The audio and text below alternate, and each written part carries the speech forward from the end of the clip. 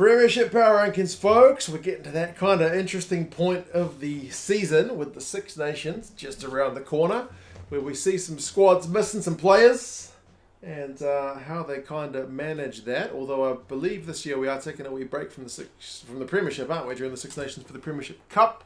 So certainly there's going to be a lot of rugby on. But in terms of the Premiership, we're going to go through the Power Rankings, rank the teams by recent form and whatnot. You guys can let us know your thoughts on how the teams were looking, starting with Bristol, who I've got in the same spot as last time, which is 11th. 3 wins, 8 losses and a draw. Admittedly, they did come within a point and full-time whistle of beating Saracens away, which would have been a hell of an achievement. Like, away to a top team, a solid first half lead at like 55 minutes. It was, 14 points to 3? And then they got a 70th minute try and looked to have won it.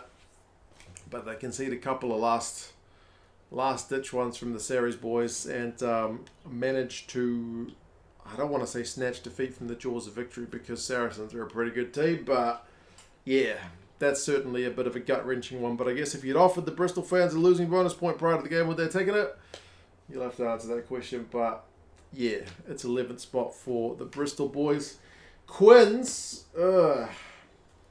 recent record is also not great. Same as I had them ranked last time. I think that's 4 losses in a row in the Premiership. So yeah, getting a bit ugly for the Quins guys. I watched that game in full. 42-24, lost to London Irish. Admittedly, the red card didn't help matters. But still, yeah, London Irish were looking pretty sharp. They scored some nice tries. So, yeah, tough. 6 and 7 is not the worst record, but it's the recent record, which has got Quins ranked as low as they are. Leicester still obviously dealing with the shift up top.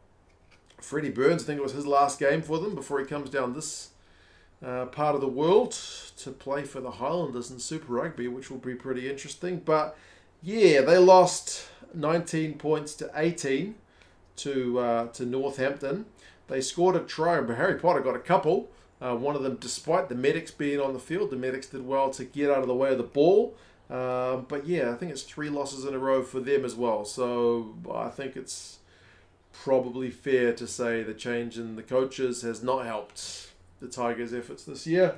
So yeah, 9th spot. Bit of a drop from last year. Gloucester, I've got an 8th, which is again a bit kind of tough. They lost to Exeter 24-17. Bit of a tit-for-tat game. It was like 7-0, 7-all, 14-0, 14-all. So sometimes the games just run that way. But yeah, they opted not to chase the game at the death from their own 22. They were just kind of happy for it to finish with that scoreline, which was, it's always a tough call, but what are you going to do? So 6 and 7, like Quins, it's not the worst record you could be, and the Premiership's had a lot of teams in that kind of 50-50 record range this season. So yeah, 8th maybe a bit harsh, but there's a lot of teams in that same neighbourhood. Bath are one of the teams with actually a worse record than Gloucester, but I think a slightly better recent record. They were unlucky against Sale away from home.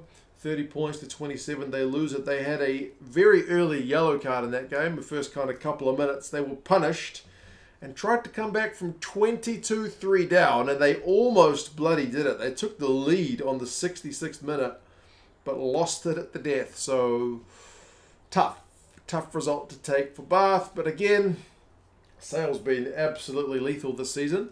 And if you'd offered the Bath fans a losing bonus point before the game, would they have taken it? Quite possibly. But yeah, inconsistency is the story of the day for the Bath guys. So they are down a spot on the power rankings, just like Gloucester are. Newcastle were on the bye, so nothing much doing with them. Their recent record is kind of 50-50, which explains their spot on the log. Northampton have got them 5th with their win away at Leicester, so they're up a whopping 3 spots, maybe a bit lucky. They only had a yellow card early on with one of those kind of high shots that got mitigated down. But yeah, a bunch of penalties and a pretty magic try for Slightholme was enough for them to get the job done. So equally kind of a a middling recent record for the Northampton boys, but a much needed win, I think. And then you get into the sides which have got pretty nice positive records. One of them's London Irish. I think that's like 4 wins in their last 5 games. Pretty crazy high scoring one. Like I mentioned, they scored 42 points in their win over Quins. They had a yellow card. Quins had a red card. And yeah, man, they've got some proper finishes. And that, who was that new guy who got a hat trick? Forget his name. Jeez, he was good. But yeah, really, really crazy game. I quite enjoyed it. So apart from the fact that you kind of knew who was going to win. But yeah, 5 wins, 8 losses. That's a bit of a turnaround from London Irish's start to the season as well.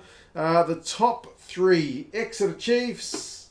It's lovely to see their forwards doing what their forwards do. Their power game was kind of back, wasn't it? I love Johnny Gray getting the first try of the game from a metre out. That's just, it's Exeter, it's Johnny Gray. It's just, yeah, it's what they do.